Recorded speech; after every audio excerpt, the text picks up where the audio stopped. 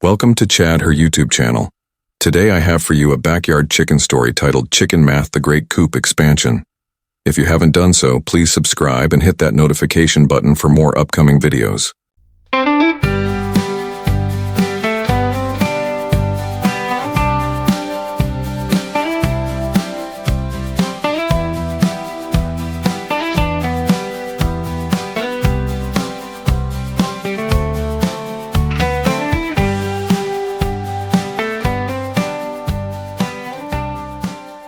No one warned him. Not a single soul. When Tom Stanford bought his first 3 hens from a dusty roadside farm in late spring, he thought he was being sensible. A few backyard chickens, a bit of homegrown sustainability, and a charming rustic touch to the otherwise uninspired suburban sprawl of Willow Creek Estates. His neighbors planted hydrangeas. Tom planted heritage Rhode Island reds. He even made a little coop. Compact, efficient. White trim with a red barn-style paint job. Martha Stevenson would have approved. He called it Cluckingham Palace, chuckled to himself, and documented the process on Instagram for exactly 3 friends and a cousin who thought it was cute. Tom had done the math. 3 hens, roughly an egg a day each. That's 21 eggs a week. He lived alone, rarely cooked, and told himself it would be more than enough. Then, as summer settled in, Tom made the fateful mistake of joining a Facebook group, Backyard Poultry Whisperers of America. Week 2.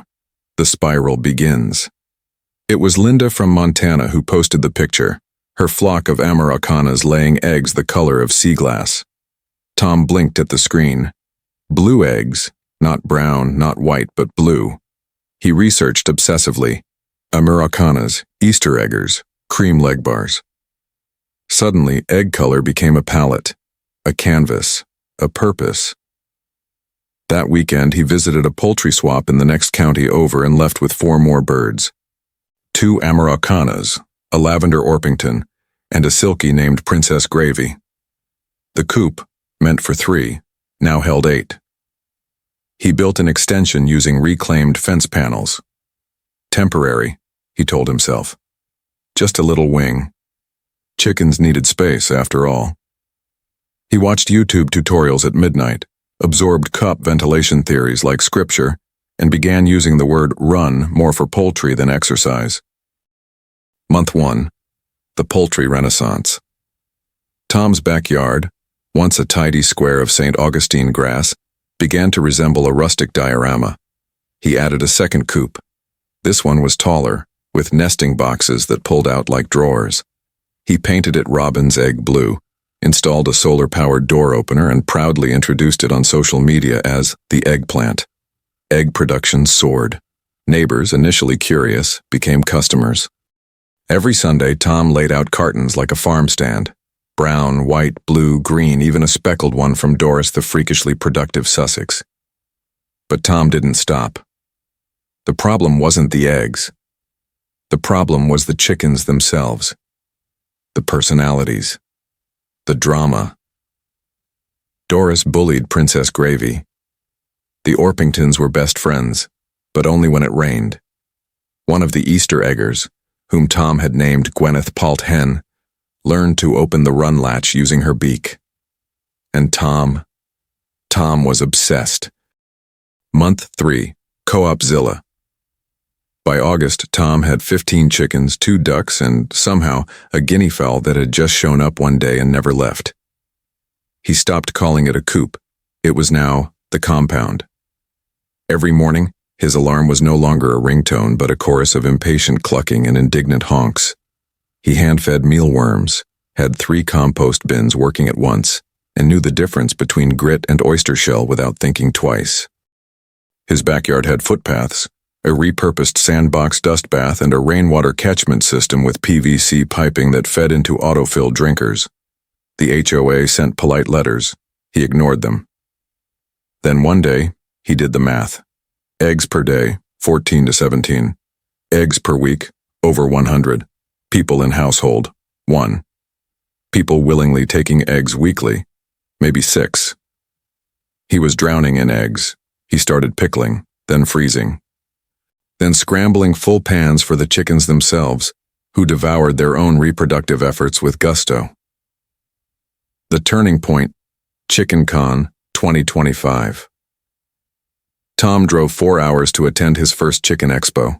He told himself it was for research. He came back with a rare Ayam Kamani pullet, jet black and mysterious, and an urgent need to build a predator-proof enclosure after hearing horror stories from a woman whose entire flock had been wiped out by a weasel. Coopzilla got a hardware cloth upgrade, and a Wi-Fi camera, and a battery backup system for the door. It wasn't just about the birds anymore. It was a mission, a lifestyle. He was sketching Coop ideas on napkins and browsing Craigslist for secondhand lumber like it was a dating app. His mother called to ask about his job. "It's fine," he said. But his home office now had a spreadsheet tracking egg weights. Month 6, The Reckoning. Winter arrived early, cold snap in October. 2 heat lamps shorted a breaker. The Ayam Samani got frostbite on her comb. One of the ducks started laying inside Tom's garage. Then came the raccoon attack. It was 2:14 a.m. when the Coop cam sent an alert. Tom, half asleep, slipped into boots, grabbed a flashlight, and sprinted outside in pajamas, wielding a broom like a sword.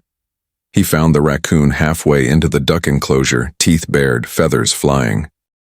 He screamed. The raccoon screamed. Princess Gravy screamed. He won, barely. After patching the fence and nursing the shaken ducks, Tom sat under the string lights he'd once hung for ambiance and realized something.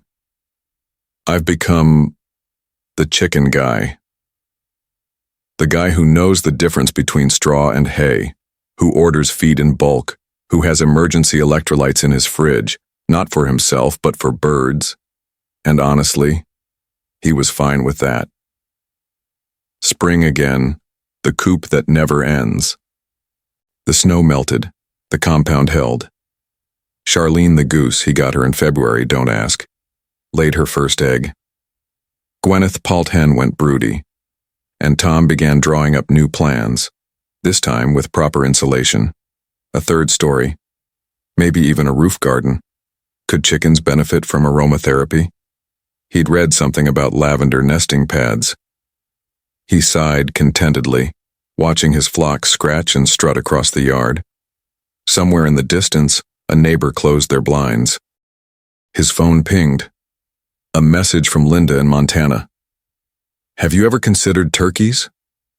Tom stared at the message for hours. He knew the weight of that kind of question. This wasn't like adding another Silky. This was a poultry shift, an emotional commitment. Turkeys weren't quirky side characters like ducks or nosy oddballs like geese. They were centerpieces. They strutted. They had waddles. They gobbled.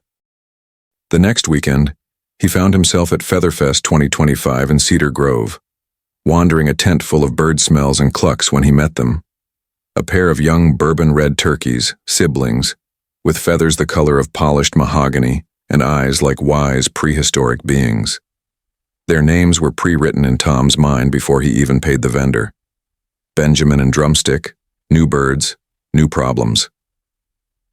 Back home, Tom gave them a separate pen near the back fence and Googled turkey care until 2 a.m. Things escalated quickly. Benjamin was eccentric.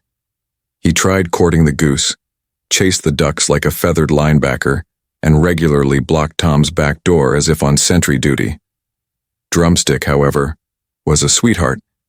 She followed Tom around the yard like a puppy and made a gentle trilling noise that melted the hearts of even the grumpiest of HOA board members. That spring, Tom didn't just upgrade Coopzilla. He built a whole new royal run, an elevated structure with a ramp, turkey-sized roosts, and an arched shade awning. He ordered nameplates online and engraved them in gold. Benjamin the Bold. Drumstick the Dignified. His neighbor Steve leaned over the fence one day and asked, "Hey Tom, what exactly are you doing with all these birds?"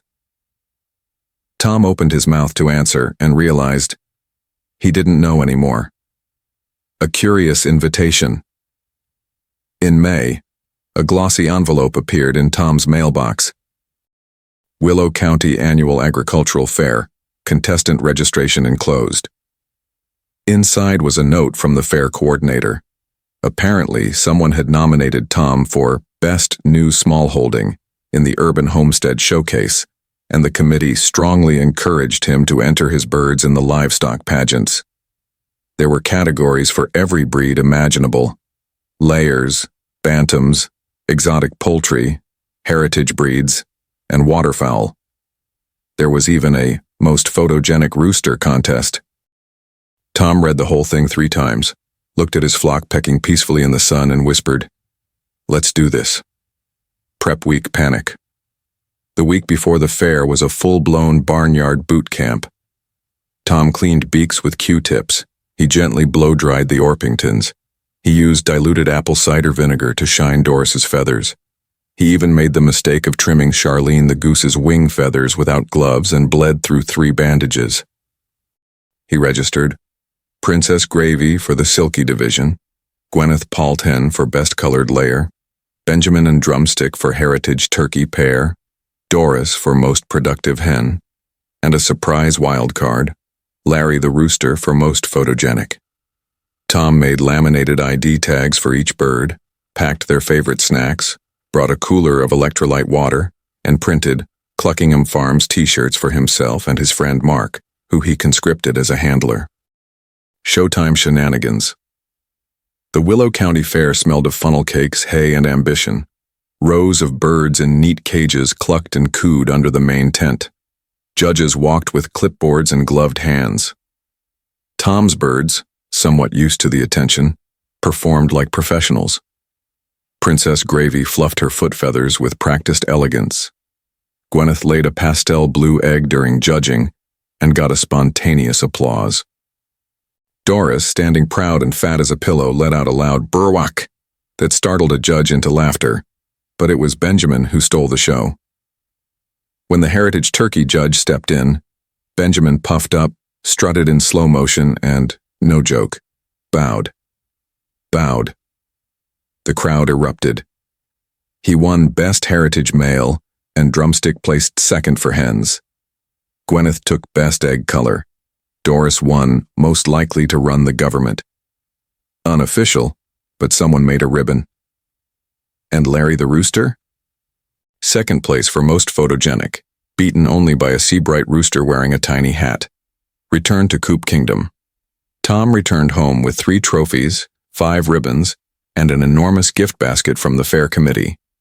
He placed the awards on a new shelf in his tool shed, right between the feeder bins and the grit buckets, and stood in the golden afternoon light, watching his kingdom scratch and peck across the run. He had changed. No longer the guy who once burned eggs and feared raccoons.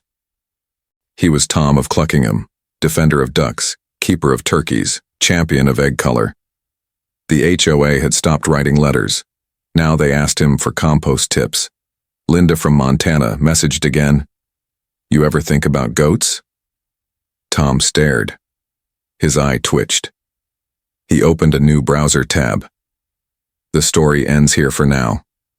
If you want to see Tom and the goat math, please subscribe to Chad, her YouTube channel, for more upcoming videos.